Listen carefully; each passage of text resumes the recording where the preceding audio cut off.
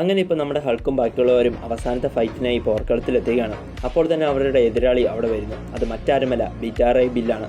ഈ beta ray bill എങ്ങനെയാണ് സക്കാറിൽ എത്തിയതെന്ന് വെച്ചാൽ, അന്ന് കോർഗും അവൻ്റെ ചേട്ടന്മാരും ബീറ്റാ റേയുടെ കയ്യിൽ നിന്ന് രക്ഷപ്പെട്ടു പോകാൻ വേണ്ടി വ്രം ഹോൾ ഉണ്ടാക്കി അതിലൂടെ സക്കാറിൽ എത്തിയതുപോലെ കോർഗിൻ്റെ ആ വ്രം ഹോളിലൂടെ അഥവാ പോർട്ടലിലൂടെ തന്നെയാണ് ബീറ്റാ റേയും സക്കാറിലെത്തിയത്. ഇവിടെ എത്തിയതും റെഡ് കിങ്ങിൻ്റെ ആളുകൾ മറ്റേ ചെറിയ ഡിവൈസ് ബീറ്റാ റേയുടെ ശരീരത്തിൽ ഷൂട്ട് ചെയ്ത് ബീറ്റാ റേയെ അടിമയാക്കി. അങ്ങനെ ഇപ്പോൾ തന്നോട് ക്ഷമിക്കണമെന്ന് ഹൾക്കിനോടും ബാക്കിയുള്ളവരോടും പറഞ്ഞ് ബീറ്റാ റേ ഹൾക്കിനെയും ബാക്കിയുള്ളവരെയും അറ്റാക്ക് ചെയ്യുകയാണ്.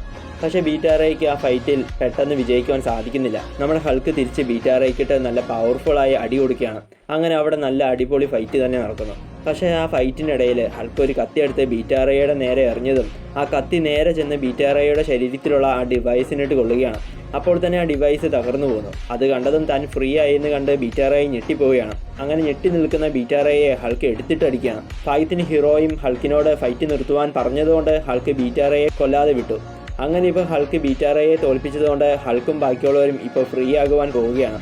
ഹൾക്കിൻ്റെയും ബാക്കിയുള്ളവരുടെയും ദേഹത്തുള്ള ആ ഡിവൈസ് എടുത്തു മാറ്റുവാൻ അങ്ങോട്ടിപ്പോൾ റെഡ് കിങ്ങും അവൻ്റെ ആളുകളും വരികയാണ്. പക്ഷേ റെഡ് കിങ് ഹൾക്കിൻ്റെയും ബാക്കിയുള്ളവരുടെയും ദേഹത്തു നിന്ന് ആ ഡിവൈസ് ഊരിമാറ്റി അവരെ അടിമകളുടെ സ്ഥാനത്ത് നിന്ന് മോചിപ്പിക്കുവാൻ തയ്യാറാകുന്നില്ല.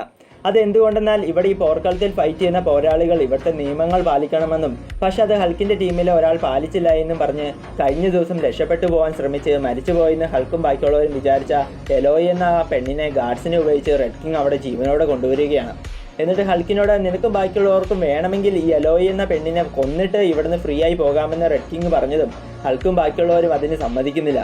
അപ്പോൾ തന്നെ റെഡ് കിങ് ജനങ്ങളോട് ഇവിടുത്തെ നിയമങ്ങളെപ്പറ്റി നിങ്ങൾക്ക് എല്ലാവർക്കും അറിയാവുന്നതല്ലേ എന്നും ഹൾക്കിൻ്റെ ടീം തെറ്റ് കാണിച്ചതുകൊണ്ട് ഞാൻ ഇവർക്ക് എല്ലാവർക്കും മരണശിക്ഷ വിധിക്കുകയാണെന്നും പറഞ്ഞ് മറ്റേ കുന്തം പുറത്ത് വെപ്പൺ എടുത്ത് ഹൾക്കിൻ്റെയും ബാക്കിയുള്ളവരുടെയും ദേഹത്തുള്ള ആ ഡിവൈസിലേക്ക് വളരെ ശക്തിയോടെ പവർ ഷൂട്ട് ചെയ്ത് ഹൾക്കിനെയും ബാക്കിയുള്ളവരെയും വേദനിപ്പിച്ച് കൊല്ലാൻ നോക്കിയാണ് റെഡ് കിങ്. പക്ഷേ പെട്ടെന്ന് അവിടെ അടികൊണ്ട് വീണ് കിടന്ന ബീറ്റാ ബിൽ എഴുന്നേറ്റിട്ട് തൻ്റെ ചുറ്റിക പോലത്തെ വെപ്പൺ ഉപയോഗിച്ച് ഇടിമിന്നൽ വരുത്തിയിട്ട് ഹൾക്കിൻ്റെയും ബാക്കിയുള്ളവരുടെയും പിന്നെ റെഡ് കിങ് അടിമയാക്കി വെച്ചിരിക്കുന്ന എല്ലാവരുടെയും ദേഹത്തുള്ള ഡിവൈസ് ഇല്ലാതെയാക്കിയാണ്. അതുകൊണ്ട് റെഡ് കിങ് ഞെട്ടിപ്പോകുന്നു. മാത്രമല്ല ബീറ്റാ റേ അവിടുന്ന് ബാക്കിയുള്ളവർക്ക് രക്ഷപ്പെടുവാൻ വേണ്ടി ഒരു വഴി ഉണ്ടാക്കി കൊടുത്തിട്ട് പുള്ളിക്കാരനും അവിടുന്ന് പോവുകയാണ്. പക്ഷെ പോകുന്നതിന് മുമ്പ് ഹൾക്കിനോട് നിന്നെ ഞാൻ ഭൂമിയിൽ കൊണ്ടുപോയി വിടാമെന്ന് ബീറ്റാ റേ പറഞ്ഞതും ഭൂമി ഇനി മുതൽ എൻ്റെ വീടല്ല എന്ന് ഹൾക്ക് ബീറ്റാ റേയോട് പറയുകയാണ്. ഈ ബീറ്റാ റേ ഹൾക്കിനെ പറ്റി നേരത്തെ ആസ്ഗാർഡിൽ വെച്ച് തന്നെ കേട്ടിട്ടുണ്ട്. അങ്ങനെയാണ് പുള്ളിക്കാരനെ ഹൾക്കിനെ നേരത്തെ അറിയാവുന്നത്. അങ്ങനെ ഇപ്പോൾ റെഡ് കിങ്ങിൻ്റെ അടിമകളായി അവിടെ ഇത്രയും നാളും കഴിഞ്ഞവരെല്ലാം ഇപ്പോൾ മോചിതരായതുകൊണ്ട് അവിടെയുള്ള റെഡ് കിങ്ങിൻ്റെ ഗാർഡ്സിനെ മുഴുവൻ അവരെല്ലാം അറ്റാക്ക് ചെയ്യുകയാണ്. പക്ഷേ ഹീറോയും കോർഗിനോടും ഹൾക്കിനോടുമൊക്കെ ഇവിടെ ഇപ്പോൾ നമ്മൾ ഫൈറ്റ് ചെയ്തുകൊണ്ട് നിൽക്കുന്നത് മണ്ടത്തരമാണെന്നും വേഗം ഇവിടെ നിന്ന് രക്ഷപ്പെടണമെന്നും പറഞ്ഞതും ഹൾക്കും ബാക്കിയുള്ളവരും അവിടെ നിന്ന് ഓടിപ്പോവുകയാണ്. പക്ഷേ പോകുന്നതിന് മുമ്പ് ഹൾക്ക് റെഡ് കിങ്ങിൻ്റെ കഴുത്തിന് പിടിച്ചിട്ട് ഇനി നീ എൻ്റെ പുറകെ വന്നാൽ നിന്നെ ഞാൻ കൊല്ലുമെന്ന് റെഡ് കിങ്ങിനോട് പറഞ്ഞ് ഭീഷണിപ്പെടുത്തിയിട്ടാണ് ഹൾക്ക് അവിടെ നിന്ന് പോകുന്നത്. അങ്ങനെ ഇപ്പോൾ ഹൾക്കും ബാക്കിയുള്ളവരും ആ പോർക്കളത്തിൽ നിന്നും റെഡ് കിങ്ങിൻ്റെ അടിമത്തത്തിൽ നിന്നും രക്ഷപ്പെട്ടുവെങ്കിലും ഈ റെഡ് കിങ് തൻ്റെ ആളുകളെ ഉപയോഗിച്ച് വീണ്ടും എല്ലാവരെയും പിടിക്കുവാനും കൊല്ലുവാനും വരുമെന്ന് അവർക്കെല്ലാവർക്കും അറിയാം. അതുകൊണ്ട് തന്നെ റെഡ് കിങ്ങിൻ്റെ ആളുകളുടെ കണ്ണിൽ പെടാതെ ഒളിച്ചു ജീവിക്കുവാനായി എലോയി എന്ന പെണ്ണ് തൻ്റെ അച്ഛൻ്റെ ബെസ്റ്റ് ഫ്രണ്ടായ ഒരു ഗവർണർ ഇവിടെ അടുത്താണ് താമസിക്കുന്നതെന്നും അദ്ദേഹം നമ്മളെ സഹായിക്കുമെന്നും പറഞ്ഞ് ഹൾക്കിനോടും ബാക്കിയുള്ളവരോടും നമുക്ക് അങ്ങോട്ട് പോകാമെന്ന് എലോയി പറഞ്ഞതും ഞാനില്ല എന്ന് പറഞ്ഞ് ഹൾക്ക് അവിടെ നിന്ന് വേറെ എങ്ങോട്ടോ പോവുകയാണ്.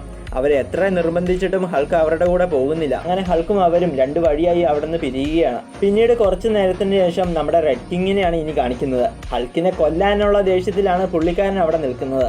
അതുകൊണ്ട് തന്നെ തൻ്റെ ബോഡി ഗാർഡായ കയറയോട് ഹൾക്കിനെ കണ്ടുപിടിച്ച് കൊല്ലാൻ പറഞ്ഞതും കയറ ഹൾക്കിനെ കണ്ടുപിടിച്ച് കൊല്ലാനായി അവിടുന്ന് പോവുകയാണ്. ഇപ്പോൾ ഹൾക്കാണെങ്കിൽ ആരുമില്ലാത്ത ഒരു മലമുകളിൽ ഒറ്റയ്ക്ക് സമാധാനത്തോടെ ഇരിക്കുകയാണ്.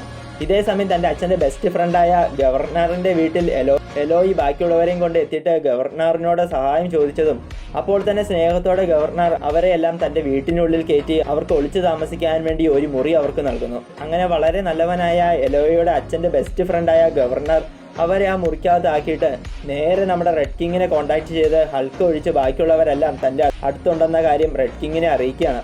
അത് കേട്ടതും റെഡ് കിങ് അവരെയെല്ലാം കൊന്നുകളയാൻ ഗവർണറിനോട് പറയുന്നു.